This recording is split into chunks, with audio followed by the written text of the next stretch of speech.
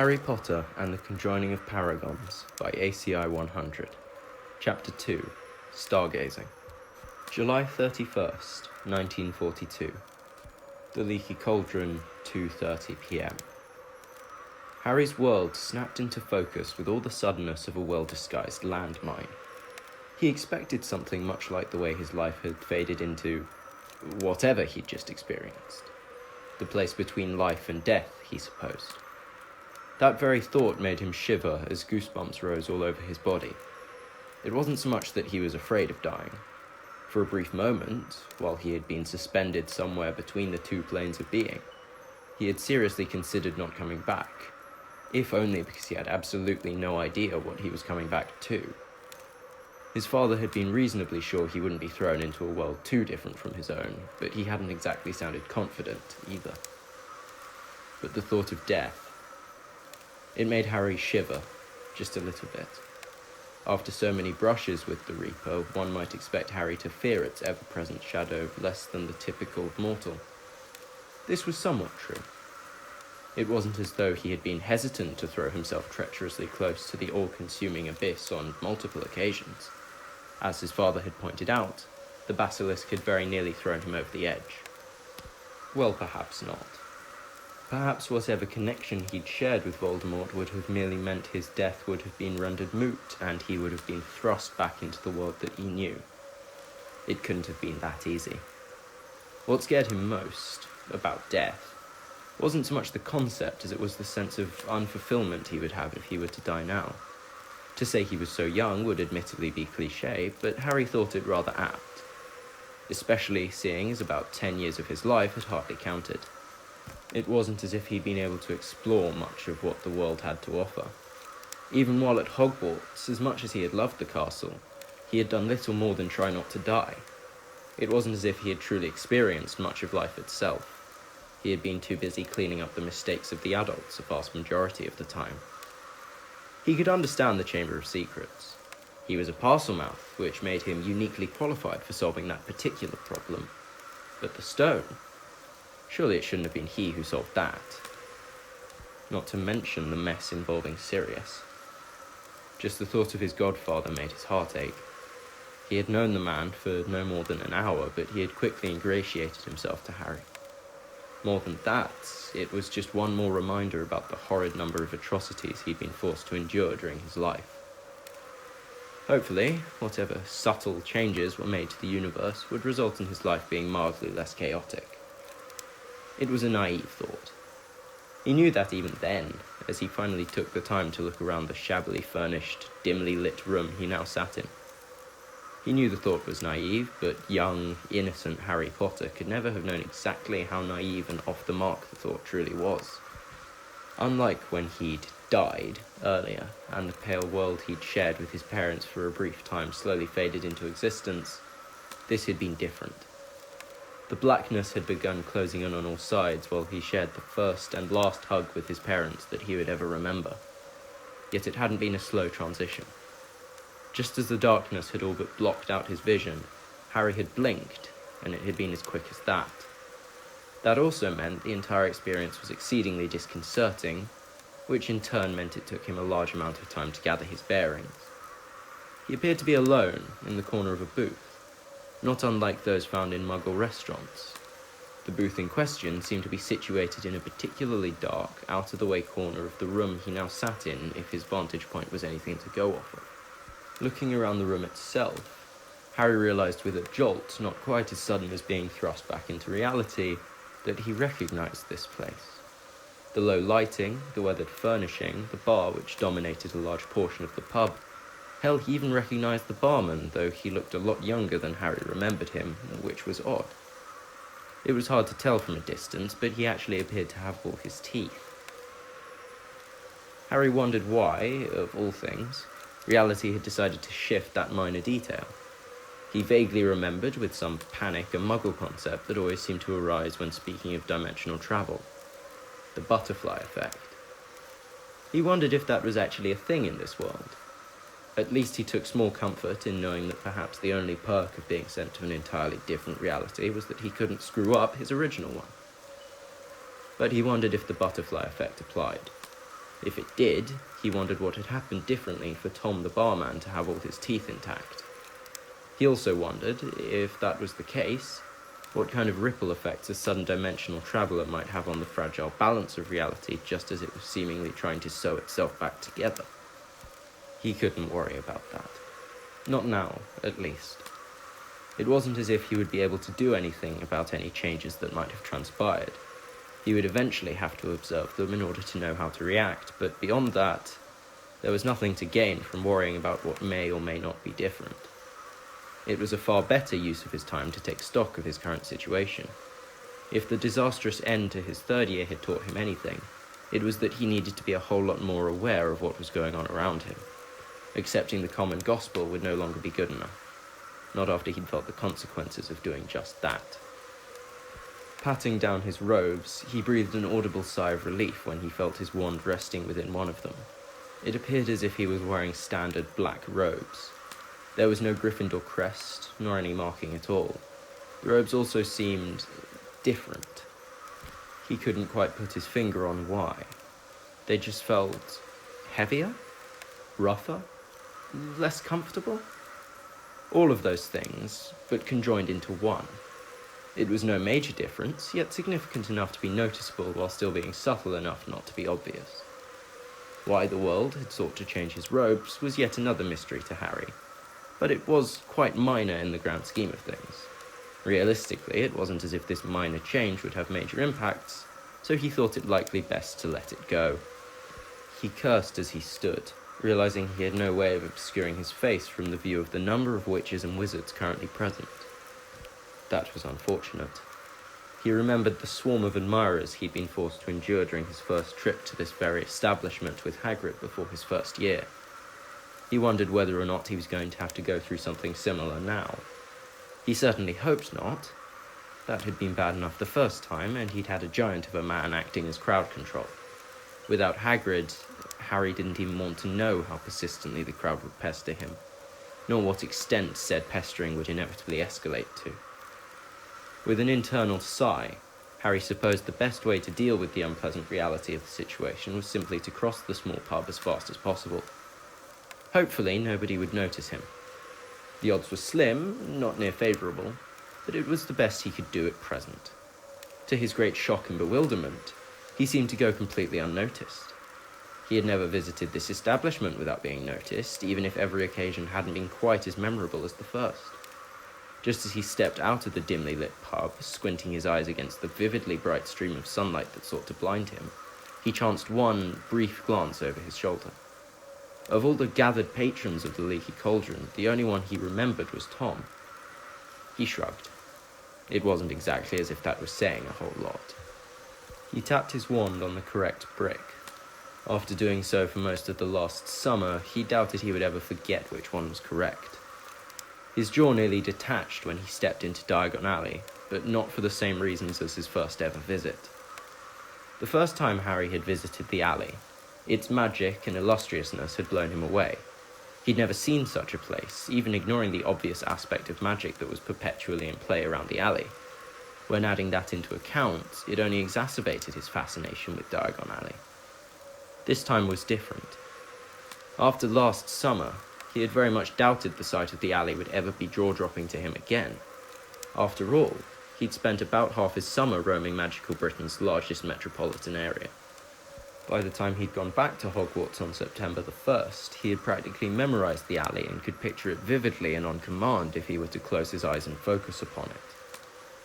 Yet in contradiction to what he'd thought, this was what made the sight in front of him so striking. Indirectly, perhaps, but it was that picture-perfect image he could conjure up which made the sight of him so wrong. There was no other way to say it. The sight in front of him wasn't what he had expected. Well, that wasn't entirely true. Most of what he saw was familiar, though some of it only vaguely so. Other things, like the towering marble outline of Gringotts that dominated the skyline of the alley, even from a distance, hadn't changed at all. But other things. Many of the shops were not what he recognized. The alley's main attraction still seemed present, from what he could tell. Gringotts, as earlier observed, stood tall and proud way down the street.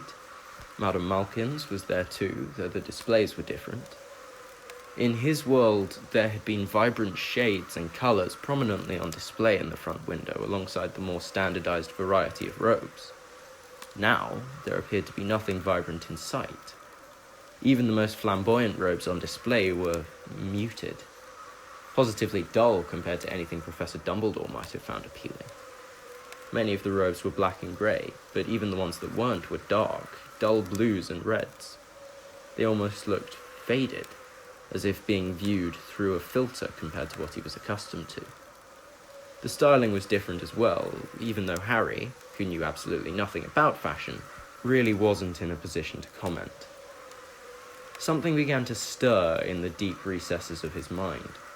Something small, sinister, and terrifying. A prospect that was felt more by his subconscious, if for no other reason than the fact his conscious mind didn't want to even consider that impossibility. Yet the irregularities stretched on.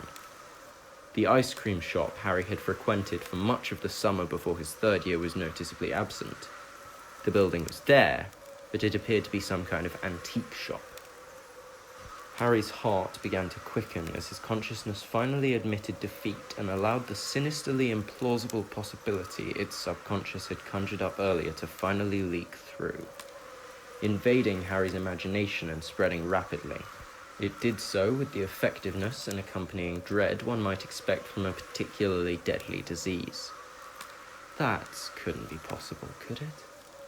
That was the plot of a million horrible Muggle films. Usually the over-dramatized ones that perpetuated every bit of internal conflict for the sake of needless angst. So, naturally, Harry did what any self-respecting protagonist in one of those films might have done. He rapidly scanned the street and honed in on his target, the headquarters of the Daily Prophet. He marched toward the building with quick, panicked steps. The reality bowled him over before he reached the door. It did so as soon as his eyes rested upon the date plastered on the displayed paper for all to see. July 31st, 1942. Harry didn't freeze, or cry, or drop to his knees, or do any such action that the aforementioned protagonists from those horrid Muggle films might have done. He hastened towards another, familiar landmark, one he could also use as a benchmark to judge whether or not the Daily Prophet was simply pulling a particularly cruel joke. When he reached the windows of quality Quidditch supplies and glanced at the broomsticks proudly on display, he finally accepted exactly what had happened. Well, accepted may have been a strong word.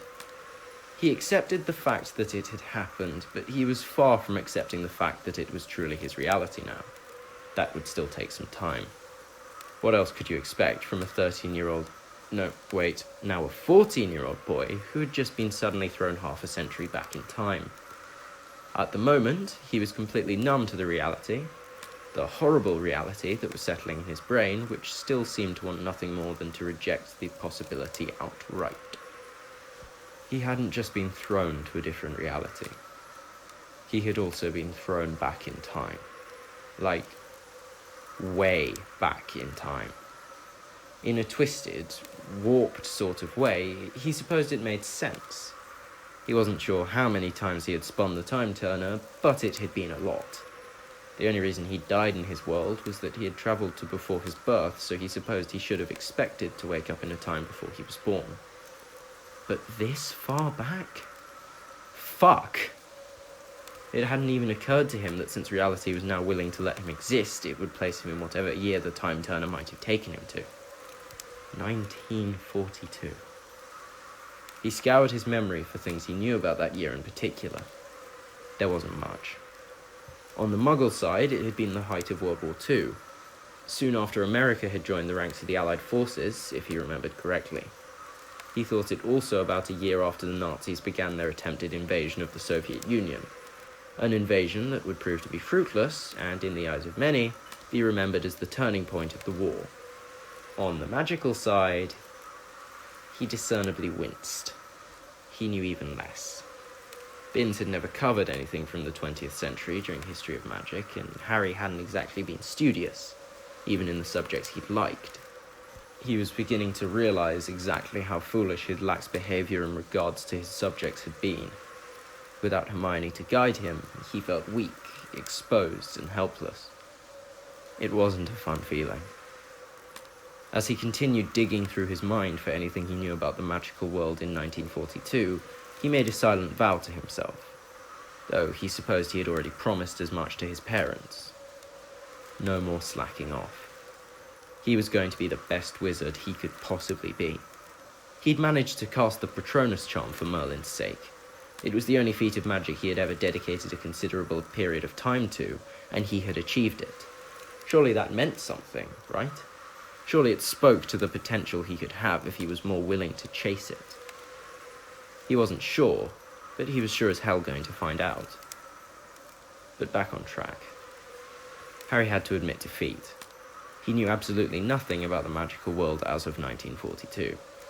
Nothing except for the fact that Grindelwald was still at large, since he hadn't been defeated by Professor Dumbledore until 1945. He wasn't sure whether to jump for joy or bury his head in his hands at that revelation. On one hand, he was pretty sure Voldemort wasn't at large in 1942, which meant that the psychopathic Dark Lord wouldn't be after Harry's head, at least not for quite some time. Hell, he might never come after Harry. Not with the changes made to the universe. Even if he did, at least Harry would have a head start. At least he would have time to prepare. It was far more than what he could say for his own world, in which he'd been thrust headlong into Voldemort's path at the ripe old age of 1. Exactly how much time he would have to prepare, he had no idea. He wasn't actually sure how old Voldemort was. Wait, that wasn't right. He at least had an idea. The Chamber of Secrets had been opened in October of 1992. It hadn't been closed until May of the following year, and if Draco Malfoy was to be believed, and Merlin, he, along with Voldemort, were probably the only things Harry wouldn't miss, his father had told him the Chamber of Secrets had last been opened 50 years earlier. That had been in December of 1992. In the Chamber of Secrets, Tom Riddle had also bragged about how he had been preserved in memory form in the diary 50 years ago. He'd been 16? 17? He hadn't said. Harry just knew him to be a prefect at the time the Chamber of Secrets had been opened. His age was hard to place. He was exceptionally tall by any standards, but that wasn't exactly a strong fact to judge by. But it wasn't necessary to know exactly how old Riddle had been. He had been in the twilight of his Hogwarts years in the early to mid-1940s. Harry couldn't be sure he and Lucius Malfoy had meant exactly 50 years earlier, or whether they'd just been rounding. After all, 50 years ago sounded much better than 48 years ago for an arrogantly monologuing villain. 48 just didn't have the same ring to it. Yet even that wasn't much help. Harry wasn't exactly sure when Voldemort had become a true threat. A decade before his parents died? Was that what Hagrid had implied? He couldn't honestly remember, nor had he ever looked further into Voldemort's war. This thought made his face burn with heat as his insides writhed with shame. He really had been lazy and foolish. But no more. However long he had to prepare for Voldemort, he would take. That was, if Tom Riddle even became Voldemort. He supposed it was possible he wouldn't. His father had suggested that most likely, not too much would change compared to the world he had resided in, but that had pretty much been thrown out the window when he'd woken up 38 years before being born. Merlin, that was a sentence and a half. But even without Voldemort, there was Grindelwald to contend with. He knew almost nothing about the man, just that until Voldemort had risen, he'd been viewed as quite possibly the most dangerous dark wizard of all time. Oh, and of course the fact that Professor Dumbledore had defeated him about 3 years from now. He really needed to learn more about Grindelwald. Apparently, the world was all too willing to give him first-hand experience. Harry's senses tingled as his hair stood on end. Something had changed. Something he could not yet quantify. It wasn't long before the screaming started, and Harry's eyes widened. Now it was blatantly obvious what had changed, and he quickly scampered out of the way, ducking through a side alley and trying to keep his jaw attached. A mob had appeared from nowhere. As in, literally appeared. Harry had to blink several times to make sure he'd actually seen that. He knew wizards had flu travel, a nearly instantaneous method of traversing long distances, but what he had just witnessed was something else altogether. Something he hadn't known to be possible. Magical Merlin, he needed to start reading. Every last member of this mob was dressed in grey from head to toe. All of them wore large hoods, obviously pulled up to obscure their faces from view. On their backs, Harry could see from his vantage point that they all wore the same symbol. A symbol that he had never seen before. It was an odd, triangular symbol, but it was difficult to make out more than that from this distance. It somehow sent a shiver down his spine for reasons he could not articulate. The mob seemed to take up refuge in the centre of the alley, firing curses indiscriminately and in every direction. One of the smaller, shabbier shops had been lit ablaze, and others still had their windows shattered. That wasn't even to mention the alley's now mostly screaming occupants, the slower of whom to get away falling to spellfire, one by one. Needless to say, it was complete and total pandemonium. Out of the corner of his eye, Harry saw 3 groups of 3 figures break off from the crowd. Each group seemed to head off in a different direction, and Harry observed that nobody else appeared to have noticed them. Harry saw one group in particular heading off in a familiar direction. They were moving towards Ollivanders. His heart quickened as the world around him seemed to slow down, his speed of perception rising in unison with his suddenly heightened levels of adrenaline. He knew this was stupid. He was a 13-year-old boy that was fairly talented in defense against the dark arts. These were 3 adult wizards who had obviously completed their education and were just as unmistakably dangerous. But something inside of him couldn't do it. He couldn't stand by and let them escape. He couldn't stand by and let them torch the old man's shop, the place where most witches and wizards in Britain received their first wand. It was wrong, and Harry's sense of morality was just too strong. With a deep breath and a sigh that indicated he knew exactly how foolish this was, Harry skulked after them. Meanwhile, in Slug and Jigger's apothecary, Horace Slughorn was rather cross. The owner of this particular apothecary was driving an unreasonable bargain. He knew how much powdered griffin claw cost. It was about half of what this man was trying to sell it to him for, and he was being downright unreasonable about the whole thing. He'd been in this shop for about an hour negotiating when all hell broke loose. The first indicator that something was wrong was the screams coming from somewhere outside. For about a minute, Horace resolutely tried to ignore them. He was determined to get the griffin claw, and he wasn't going to let some accident out in the streets distract him from that goal. After a full minute of constant screaming had elapsed, he knew something was out of the ordinary. Once he started hearing explosions, he paused in mid-sentence. That wasn't good. He had no idea what it was, but it definitely wasn't good. As if to confirm his suspicions, he felt an odd prickling sensation on the back of his neck, and he knew about a second before it made itself obvious that danger had arrived. He drew his wand just in time. The front wall exploded, revealing 3 wizards in grey, hooded cloaks, all of them throwing around rather heinous magic. Several patrons of the shop fell, some to simple curses, some to much more. A shelf near Slughorn and Mr. Jigger exploded, sending shards of glass and rather destructive concoctions raining down upon them. Mr. Jiggers had been caught completely unaware. He dove to the floor in a completely futile effort not to get buried under potions and glass, but Slughorn was faster. Without a word, he summoned a spherical shield of magic protecting them on all sides. The glass ricocheted harmlessly off of the shield, and the liquid stored within the vials before they'd shattered rolled off of the barrier like water off a windshield. Several spells careened towards them, but none of the initial volleys were potent enough to break Horace's shield. Avada Kedavra! That certainly would have done it, but Horace hadn't been foolish enough to rely solely on a shield. His wand had already been in motion before the killing curse had been fired, and the glass which had rained down all around him had already begun to rise into the air. By the time the sickening green light drew near, its path was obstructed by a wall of glass. The offending barrier shattered on impact and burst into green flames, but it saved the Hogwarts potions master, and more importantly, gave him time to get his wits about him and fight back with something of his own. A large flock of ravens bore down on his assailants. They weren't overly problematic, but they did buy Horace enough time to put his true plan into motion. The next gesture he made with his wand sent dozens of vials soaring towards the attackers just as they managed to thwart his birds. Just before the projectiles could make contact with their rather taken-aback-looking targets, Horace vanished their containers with a flick of his wand. The 3 men screaming could be heard throughout the shop as the volatile concoctions mixed and bubbled sinisterly on the surface of their skin. From there, It was all academic. The men hadn't expected any resistance. It wasn't that they weren't skilled, they had just been caught completely off guard. They had expected the shock of their arrival to overwhelm any opposition.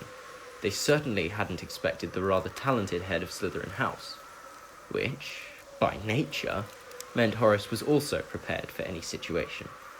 And by this point in time, now that most of the shock had worn off, the few wizards still standing in the dimly lit apothecary had their own wands drawn, and suddenly the attacking forces found themselves vastly outnumbered.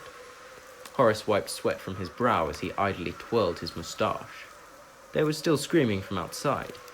He was going to need to leave at some point, if for no other reason than to make it to the nearest apparition point, and get the hell out of the alley. It was best to do so now, before the maniacs decided to show up and make his life even more miserable. Honestly, he hadn't even gotten the damned griffin claw. Moments later, outside Ollivander's, Harry realized he was going to die just seconds after he made his opening move. He had followed the three men, whom he later realized were masked as well as hooded, as discreetly as possible. It quickly turned out that his earlier assumption was correct. Their target was indeed Ollivander's. They spoke in a language he vaguely thought might have been German, so he couldn't exactly make heads or tails of it, but he got a general idea of what they were saying.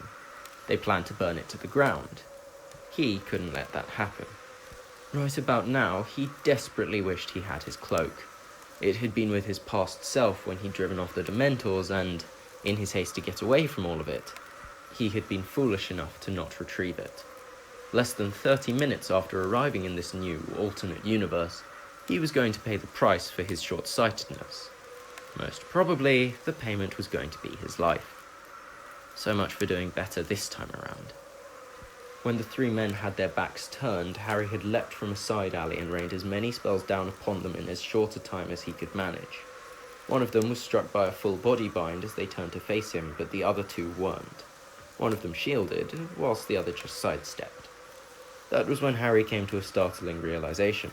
However talented he might have been in defense against the dark arts, he was only talented in the specific scope of the class. He'd never put in a whole lot of extracurricular research. If he lived through this experience, that was something he planned on changing. Unfortunately, he really didn't like his odds of living through this experience.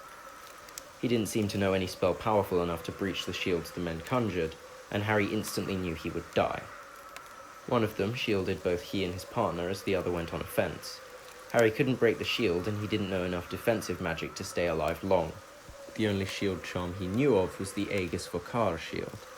That was a low-level shield charm that moved with the caster, but it was meant primarily as a defense against fairly minor jinxes and hexes. Certainly not curses, least of all those of a similar nature to the ones being carelessly thrown around by the masked men who attacked him. A jet of pale green light neared him, and Harry instinctively knew he couldn't be hit with that spell. He dove to the side, rolling on impact and avoiding two more spells while in motion. As soon as he was on his feet, he returned fire with another 3 successive full body binds. They impacted against the man's shield one after another, quick as gunfire, but the shield didn't break, even though Harry could see the man wince as if holding it had become physically taxing. Harry's body was aching. When he'd rolled to avoid that last curse, he'd done a number on himself. The sleeve of his robe had been severed by a grazing curse a while ago, and the exposed skin had been sliced quite efficiently by the pavement as he'd rolled. He was also tired. Without knowing adequate defensive magic, he had been forced to rely solely on movement, dodging, feinting, diving, and the like, which was naturally fatiguing, especially since he wasn't in the best of shape. All the purebloods might have thought Quidditch got you into shape, but the lot of them were morons. You were on a broom for the entire time, for Merlin's sake. Seeker drills had helped his reflexes and reaction time, but there was a difference between having fast reactions and being in shape. Having spent most of his primitive years locked in a cupboard and neglected of true nutrition, he wasn't exactly the shining bill of health. He could run, that much was true, and his endurance wasn't terrible, likely thanks to his oath of a cousin. But Harry hunting was a distant memory now, and it wasn't exactly as if he'd kept up running since first arriving at Hogwarts. He was also a bit underdeveloped for his age, which didn't help matters pertaining to his physical fitness. All of this was to say, Harry was defeated, and he knew it. His chest heaved with heavy breaths as his legs trembled and his elbow continued to sting in the humid afternoon air and bleed on the hot concrete all around him. "Bombarda Maxima!" Just as the man on a fence went to cast, another voice cried out from behind Harry. A bolt of red energy shot past him and impacted against the ground a bit to the man's right. The paved walkway exploded, sending debris everywhere. But it wasn't random. As the debris was freed, it all began to hurtle towards the backs of the two wizards attacking Harry, and thus bypassing the shield that was conjured to cover their front. The man on offense did realize what was happening, and he was fast enough to protect himself, but not fast enough to protect the man beside him. He was struck in the head by a fairly heavy block of stone, and he slumped to the ground like a puppet who'd had its strings cut, clearly unconscious at the very least. Seizing his opportunity, Harry dove to the side once more, allowing his assailant and saviour to duel. The magic was impressive. The man who'd saved him animated objects and sent them towards his attacker. His attacker blasted them to pieces, only for his saviour to transfigure said pieces into a pack of rabid animals, which drove the masked man back. When Harry came to his feet, he too added his own, less impressive spells to the onslaught, and the masked vigilante turned and tried to flee, but he didn't make it very far before falling. Harry might not have known it, but the man had been fleeing towards the nearest apparition point. Just as he did so, auras apparated into the alley. Needless to say, the man wasn't prepared for a squad of them to appear in front of him, and he fell quickly and without much drama. Only when he fell did Harry take the time to look around. The man who'd saved him had drawn near now. He was a portly man of rather short stature. Aside from his rotund form, his most striking feature were his odd green eyes, which oddly resembled gooseberries, and his silvery walrus moustache. "I say, are you all right, dear boy?" I'm fine, sir." The man frowned. None of that. I can see you're a bit banged up." He glanced over Harry's shoulder to the auras who were now approaching them. "I imagine we'll be rather, held up by questions from these fine gentlemen, but perhaps you'd let me treat you to a late lunch in the leaky cauldron. Such bravery should be rewarded, after all." He chuckled and then inspected Harry more closely. "Not a Hogwarts student, eh?" Harry had to think fast. He technically was a Hogwarts student, but that was 50 years from now. Of course the man wouldn't recognize him. "I'm new to the area, sir." "Oh." The man's eyes gleamed with interest. "All the more reason to become well acquainted, then. I would be more than willing to help a young boy like yourself out." He extended a hand. "Horace Slughorn, potions master and head of Slytherin House at Hogwarts." With some trepidation, Harry reached out and took his hand. He was mercifully spared from giving his own name by the auras, who chose that moment to intrude on their conversation. They asked a large number of questions about what had just happened, while their dozens of counterparts continued to drive off the central mob of grey-cloaked figures. By now, Harry realized they had merely been a distraction for the number of smaller groups. If not for the millions of other thoughts on his mind, he might have wondered what had happened to the other small groups of terrorists. Sometime later, in the leaky cauldron. Harry had just bottled it, he was certain.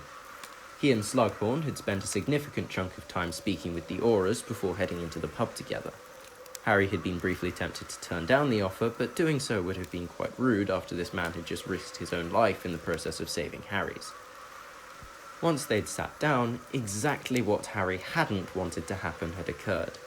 The man had started asking questions, and Harry had had to think on his feet. He was good at that when it came to actions, but not so much with words. His story had been that he'd lived out of the country with his Muggle parents. He had attended school for 3 years, but then his parents had died in an attack by Grindelwald's forces. It was similar enough to his own backstory with Voldemort, so it came to his imagination easily. Coincidentally, that was exactly what the attack on the alley had been chalked up to. If Slughorn was to be believed, Grindelwald himself had never attacked Britain. From time to time, though, he did send smaller, not-so-experienced squads to Britain as a scare tactic and a way for new recruits to get some experience. His story had been as unconvincing as it had been vague, as far as he could tell. Once he'd finished, Slughorn sat back and twirled his silver moustache around his finger. "Charming," he mused. Can I be completely honest with you, my boy? Yes, sir. I don't believe a word of it. Harry opened his mouth to cut in, but Slughorn raised his hand.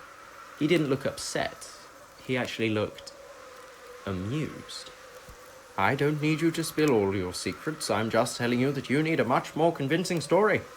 He chuckled. I could help you with that, of course, but you'd need to tell me a few things.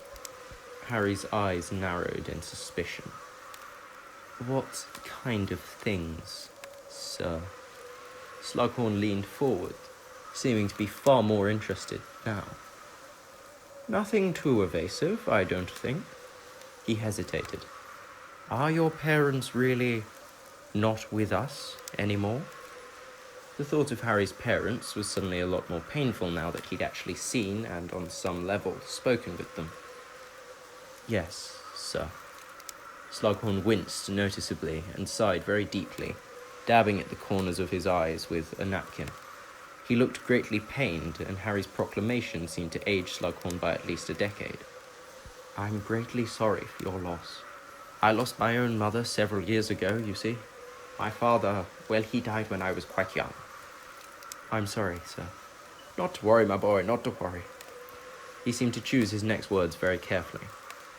You're not from England. It was more of a statement than a question. You know magic.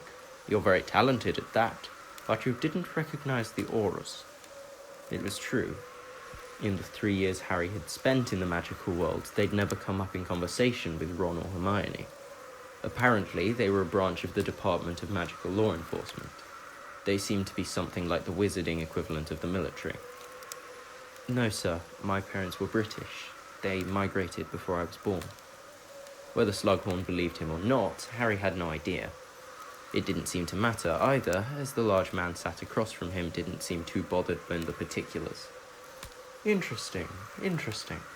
Not from a family that would be important in our world, are you? Harry wasn't exactly sure what the man meant by that, but he shook his head. Easier to stay as low-key as possible. Slughorn nodded thoughtfully. And you want to stay in Britain? Harry nodded. Yes, I can help with that. Harry's heart skipped a beat.